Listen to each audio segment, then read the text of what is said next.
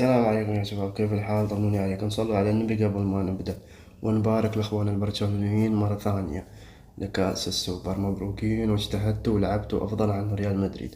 بس عندي نقطة عن ريال مدريد: وين اللعيبة اللي انتوا تعاقدتوا معاهم السنين اللي طافت؟ الحين نحن متحسفين عليهم. مارتن أوديغارد، أوكي، كوفازيتش.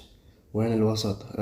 عندك ثيو الظهير، عندك حكيمي ظهير، وعندك إبراهيم دياز. وينهم هذيلا؟ شفتوا كيف الحين لو تامين هذيلا ما بيكون الفريق أفضل بكثير؟